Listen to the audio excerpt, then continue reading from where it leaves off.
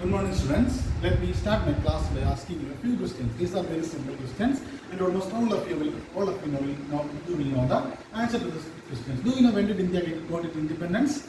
Yes, as you all know, India got its independence on 15th August 1947. Do you know who was the most prominent figure in our freedom struggle? As you all know, Mahatma Gandhi was one of the most prominent figure in the freedom struggle of India.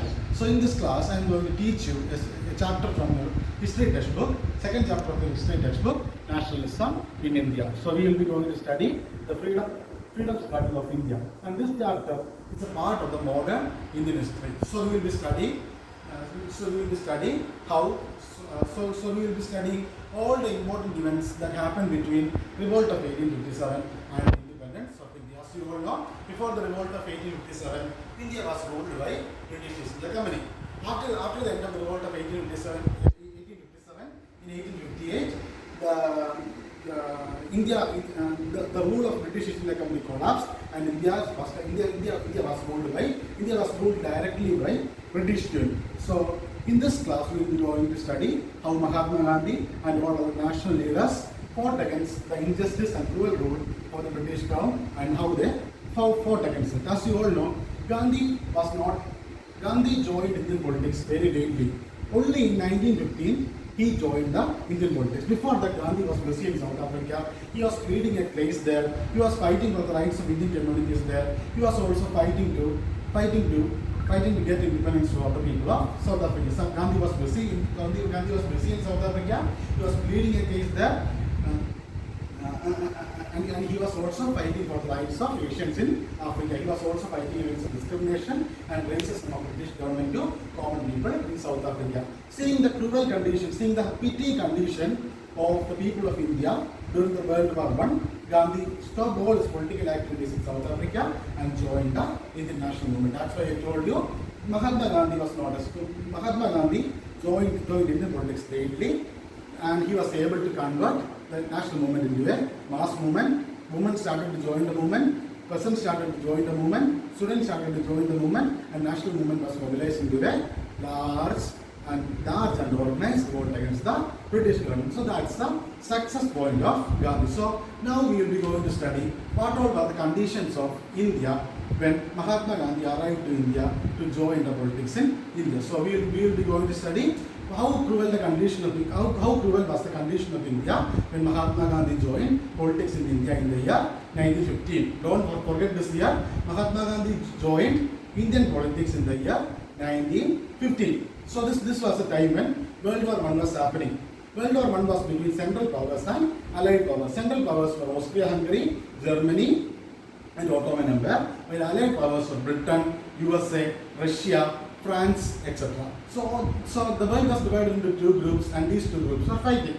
Since Britain was also fighting in the war, Britain also joined the war. Britain was fighting in the war, and the decision of the British government to join the First World War actually affected the poor people of India, and actually affected the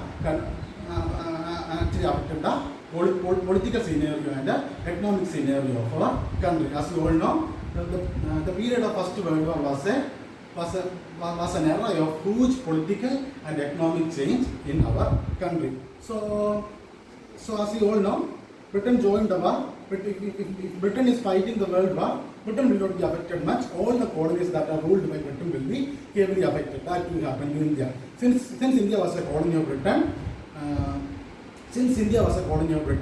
all the disadvantages of the war that happened to Britain will be shared to our mother country also. So we will be going to study the petty condition of India during the First World War, the condition of India at the time when Mahatma Gandhi joined Indian politics. First one was defense expenditure increased at an alarming rate. What do you mean by defense expenditure? The amount of money which a country spends to protect its territory or for its security is called as defense expenditure. And during the First World War time, the defense expenditure of India began to increase at a high rate. This money was not spent to protect our country. This money was not spent for the security of our country. Instead, all the money which Britain had to spend on First World War was actually transferred to our colonies, was actually transferred to India, and the common people in India had to pay the common people in India had to bear all the consequences. As you all know, if Britain is fighting a war, Britain will not be affected, all the colonies will be affected. If Britain is having a cough, Britain will not be sneezing, all the colonies will be sneezing. So first point is that defense expenditure in India increased. As you all know, since Britain was fighting a war, all the drawbacks of that war, all the economic expenditure which it had incurred was actually transferred to our colonies. Next important point was is that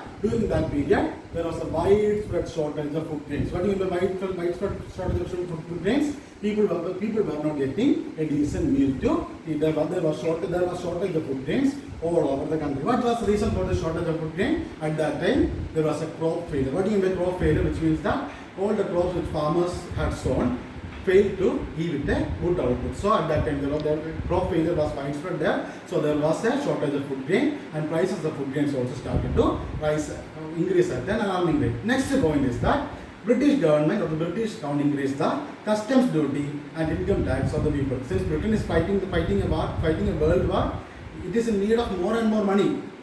That need was actually passed on to the Indian citizens, and they started to pay huge custom taxes and income taxes to the British government. So the first point was defense expenditure increased at an alarming rate. Next point was there was a shortage of food grains. And the third point was, what was the third point? And the third point was customs duty and income tax was also increased at an alarming rate. Next one is that Indian industries were also affected. Due to the First World War, Indian industries failed to get input at a cheap cost. They were struggling to get input at a cheap cost. So the price of input began to increase. There was shortage of input also. So the factories in India were also affected. And the next point is that villages were converted into recruitment ground for British military. As you all know, during the World War I, all the citizens of India were asked to do compulsory military service. No exemption, no choice. All Indians were asked to do compulsory military service. This actually created hatred among Indians to the British government. So these are the important points. This was the condition of India during the First World War. This was the condition of India when Mahatma Gandhi joined in politics. I will repeat once again. Defense expenditure increased, customs and income taxes were increased. There was a shortage of food grain. Villages were converted into recruitment ground of armies. These are the important points. And as you all know, in the year 1915, Gandhiji joined Indian politics. He came with a new idea. Instead of fighting a war with weapons, or instead of doing a bloodshed during the war, he adopted peaceful measures to gain freedom for our country. One of such measures was Satyagraha, another one was trusteeship. So in this class we will study about Satyagraha. According to Gandhiji, Satyagraha means truth first. We must hold on to truth. We must hold on to truth, and we must protect peacefully and in a non-violent way.